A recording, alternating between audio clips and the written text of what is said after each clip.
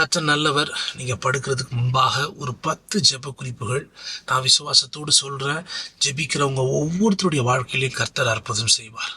கொல்கொதா மலையை நோக்கி சிலுவையை சுமந்து கொண்டு இயேசு நடந்தார். ஏன் நீங்களும் நானும் எல்லா விதமான போராட்டத்திலிருந்து மீண்டு வரணுன்றதுக்காக அவர் நடந்தார். அதை மையப்படுத்தி ஒரு 10 ஜெப குறிப்புகள். இது வாக்குத்தத்தத்தை மையப்படுத்தினது. நிச்சயம் உங்கள் வாழ்க்கையில் ஒரு அற்புதம் நடக்கும். முதல்ல நீங்கள் ஜெபிக்க வேண்டிய ஒரு காரியம், பாரங்களை உங்ககிட்ட ஒப்படைக்கிற ஒரு கிருபையை கொடுங்கப்பான்னு சொல்லி ஜெபம் பண்ணுங்க. ஏன்னா எப்பவுமே நம்ம மேலே சுமந்துக்கிட்டே இருப்போம். அதனால தான் அதுலேருந்து வெளியே வர முடியல. தேவன் மேலே வச்சிருங்க. அதுக்காக ஜெபிங்க, அந்த கிருபையை கேளுங்க. ரெண்டாவது, சோர்வில் கூட ஒரு பலத்தை கொடுங்கப்பா. ஏன்னா எங்கள் வாழ்க்கையில் நிறைய போராட்டம் இருக்கு ஆண்டவரே, ஆனால் நாங்கள் சோர்ந்து போகாமல் புதிய பலனில் உங்களை மாதிரி நான் நடக்கணும்னு சொல்லி ஜெபம் பண்ணுங்க. கர்த்தர் இந்த இரவு வேளை அதை செய்வார். மூன்றாவது, உங்கள் குடும்ப சுமைகள்லாம் இருக்குது பார்த்தீங்களா, அது எல்லாமே கடனாக இருக்கட்டும், நோயாக இருக்கட்டும், பிரச்சனையாக இருக்கட்டும், கவலையாக இருக்கட்டும், இது எல்லாத்தையும் அவருடைய கிருபை அதை விலகுன்னு சொல்லி ஜெபம் பண்ணுங்க. அந்த கிருபையை நீங்கள் பார்ப்பீங்க. நான்காவது, துன்பத்தில் கூட ஒரு பொறுமையாக இருக்கணுங்க. கஷ்டமான சூழலில் கூட ஆண்டவரை நம்பிட்டு நடக்கிற ஒரு வாழ்க்கை நமக்கு வேணும்னு சொல்லி நல்லா ஜெபிச்சுட்டு படுங்க. கர்த்தர் அந்த வாழ்க்கையில் அவங்க நடத்துவார்.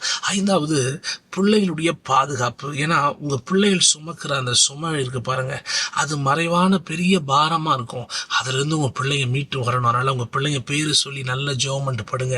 கர்த்தர் காலையில் அற்புதம் செய்வார் உங்கள் பிள்ளைகளுக்கு. ஆறாவது பாருங்களேன், உதவும் மனிதர்கள். எஸ், எப்படி இயேசு சிலுவையை சுமந்து போகும்போது சரியான நேரத்தில் ஒருத்தன் உதவி செய்தாரோ, அந்த சீமோன் போல நம்ம வாழ்க்கையில் நிறைய பேர் வரணும்னு சொல்லி நல்லா ஜெபிச்சுட்டு போடுங்க. நாளைக்கு பார்ப்பீங்க. ஏழாவது பாருங்கள், விசுவாசத்தில் உறுதிங்க. பாரங்கள் எவ்வளோ அதிகரித்தாலும் விசுவாசம் குறையாமல் இயேசு நடந்தது போல் நம்ம நடக்கணும்னு சொல்லி ஜெபம் பண்ணிட்டு படுங்க. கர்த்தர் அப்படியே உங்களுக்கு உதவி செய்வார்.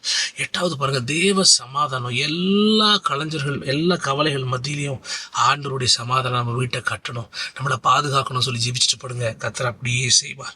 பத்தாவது, ரொம்ப முக்கியமான விஷயங்க, நீங்கள் பார்க்க வேண்டியது. ஒன்பதாவது, ரொம்ப முக்கியமான விஷயங்க, சிலுவையினுடைய அர்த்தம். அதை உணர்கிறவர்களாய் நீங்களும் நான் இருக்கணும். இயேசு எங்களுக்கு செய்த தியாகத்தை ஆழமாய் நாங்கள் புரிந்து கொண்டோன்னு சொல்லி நினச்சிட்டு நீங்கள் படுங்களேன். அந்த அற்புதமே உங்கள் வாழ்க்கையில் பெருசுங்க. அதை உணரணுங்க. சிலுவைதாங்க நீங்களும் நானும் வாழ்க்கை வழி எல்லாமே. அதை மறந்துடக்கூடாது. பத்தாவது, அந்த கொல்கொதா மலையில் இயேசு சிலுவை நோக்கி நடந்து போனார். ஒருபோதும் தொய்ந்து கீழே விழுந்தாலும் திரும்ப திரும்ப போனது போல நம்ம பாரத்தை எல்லாம் நாம் தனியாக சுமக்க வேணாம். நம்ம கூட அவர் சுமந்து இருக்கிறார். சுமந்துக்கிட்டே இருந்து எல்லாத்தையும் விடுவிச்சிட்டாரு. நாம் சுமக்க தேவையில்லைன்னு சொல்லியிருந்தா இந்த ஜெப குறிப்புகள் நல்லா ஜெபிச்சுட்டு படுங்க. கர்த்தர் உங்கள் வாழ்க்கையில் பெரிய அற்புதம் செய்வார். ஏமே